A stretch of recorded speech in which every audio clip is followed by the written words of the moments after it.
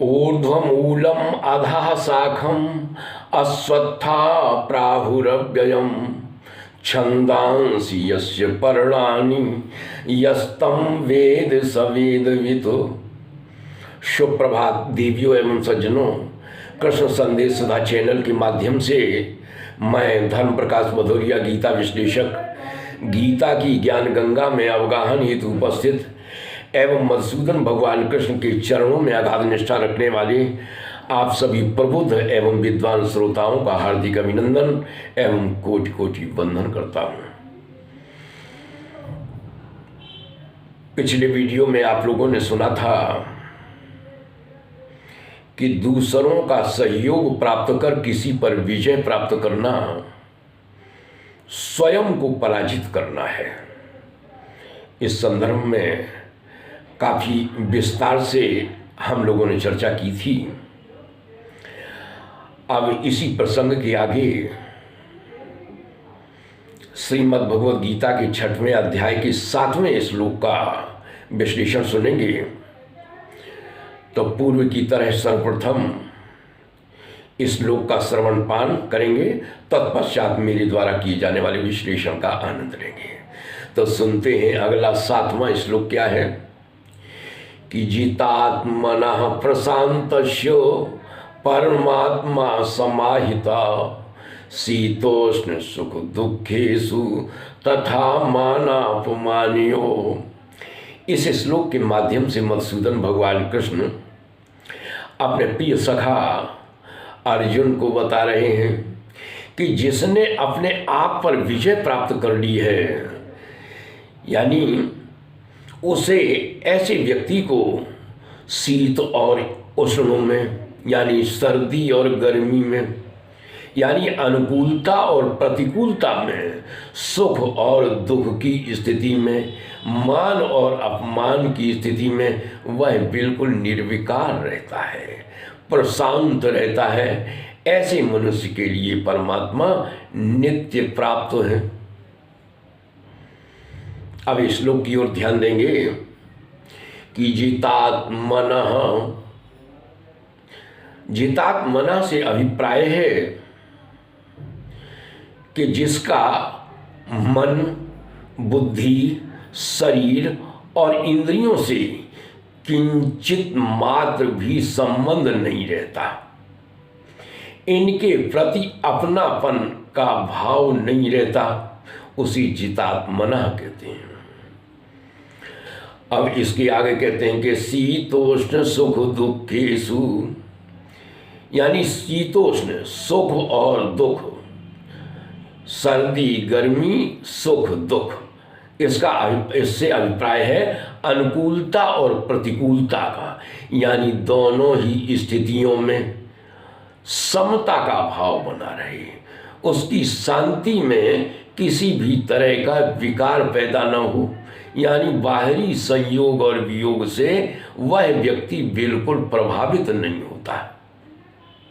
ऐसी स्थिति में उसकी शांति भंग नहीं होती, समता भंग नहीं होती। जिस प्रकार से मधुसूदन भगवान कृष्ण ने आगे बताया, हालांकि ये 12वें अध्याय की बात है, जब उन्होंने अपने भक्त की विशेषताओं के संदर्भ में जानकारी देते हुए बता रहे हैं। 13वें श्लोक में बताया है, पहले श्लोक सुनेंगे। अद्वेष्टा सर्वभूतानां मैत्रा करुण एव च निर्ममो निरहंकारः सम दुख सुखाक्षमी, सम दुख सुखाक्षमी, यानी सुख और दुख में उसकी समता पूर्ववत बनी रहती है, वह प्रभावित नहीं होती है। कहीं कहीं पर मधुसूदन भगवान कृष्ण ने कहा कि समता, ये जो शांति है, समत्व का जो भाव है, वह पूर्ववत बना रहे। तो इसके लिए कहा है सुख दुख से रहित होने की बात कही है। यहाँ पर सुख दुख में समता बनी रहे, इससे यह सिद्ध होता है कि सुख और दुख की सत्ता तो है, लेकिन वह सत्ता ऐसे व्यक्ति को प्रभावित नहीं करती जिसने अपने पर विजय प्राप्त कर ली हो। हालांकि दोनों का भाव एक ही है। रहित होने की भी बात भगवान आगे बताएंगे। हालांकि वह 15वें श्लोक के 15वें अध्याय के श्लोक संख्या 5 की बात है। सुनेंगे पहले श्लोक। वहां पर क्या उन्होंने कहा है कि निर्माण मोहा जित संग दोषा अध्यात्म नित्या विनिवृत्त कामा द्वंद्वैर्विमुक्ता सुख दुख संज्ञैर गच्छन्ति मूढ़ा पद्मव्ययम तत्। वहाँ पर उन्होंने ये बताया है कि कौन सा व्यक्ति हमारे उस अव्यय पद को प्राप्त करता है। इसके संदर्भ में वो कहते हैं कि सुख दुख से रहित होना। हालांकि दोनों का भाव एक ही है, क्योंकि सुख दुख में सम रहना और सुख दुख से रहित होना दोनों का मकसद एक ही है। क्यों? क्योंकि शांति अंदर से ही है, समता का भाव अंदर है। अंदर सम और दुख की स्थिति में बिल्कुल समभाव बना रहे और सुख दुख से रहित होना, ये भी अंदर ही प्रभाव, इसका भी प्रभाव अंदर से ही है। तो इस तरह की स्थिति होने पर तो ऐसा समझो कि ऐसे व्यक्ति के लिए परमात्मा नित्य प्राप्त है, सदैव उसके पास है। इसे उदाहरण के तौर पर ऐसी समझ लें कि एक जौहरी ने अपने बेटे से कहा, एक सुनार ने अपने बेटे से कहा कि बेटा जाओ अलमारी में जो सोना रखा है उसे लेकर आओ। तो बेटा जाता है, अलमारी में देखता है, लेकिन चारों तरफ देखने के उपरांत वह वापस लौट आता है, कहता है कि पिताजी वहाँ सोना तो है ही नहीं। तो उस जौहरी ने सुना, उस सुनार ने सुना, तो वो कहता है कोई बात नहीं बेटा, चलो चल के हम देखते हैं। तो वह अपने बेटे के साथ गया तो देखता है कि अलमारी में कंगन रखा है, चूड़ियाँ रखी हैं, हार रखा है।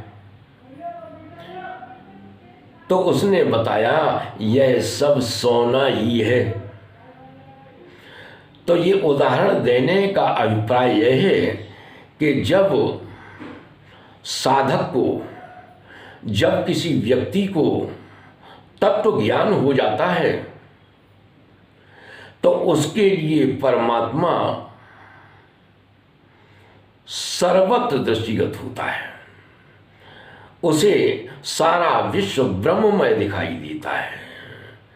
तो आज की ज्ञान चर्चा में बस इतना ही। आज की ज्ञान चर्चा में यदि सचमुच आप लोगों को आनंद की अनुभूति हुई हो तो हम आपसे अपेक्षा करते हैं कि वीडियो को ज़्यादा से ज़्यादा लाइक करें, शेयर करें, अपनी आख्या दें, और यदि आप नए हैं तो चैनल को सब्सक्राइब कर बेल आइकन को अवश्य दबाएं, ताकि जो भी वीडियोस हमारे माध्यम से बनाए जाएं वे सब समय पर स्वाभाविक रूप से आपको उपलब्ध होते रहें। जय श्री कृष्ण।